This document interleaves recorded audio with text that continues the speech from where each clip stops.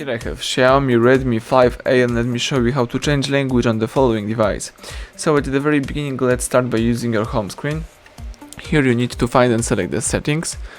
Then scroll down in order to find the additional settings right here. Choose languages and input.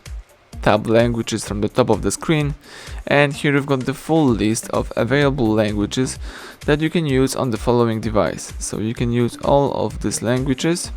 So in my case, let me show you how to switch language from English to Spanish. So let's tap Español from España, for example, and as you may notice, the whole list of settings and also applications goes into Spanish. Now, if you would like to go back to a previous version, just find and select Ajustes right here. Then scroll down and select the Ajustes Adicionales right here. Tap Idiomas in Traducción de Texto. Choose idiomas again, and from the following list select English from United States. Alright, and now you can use the English version of your device.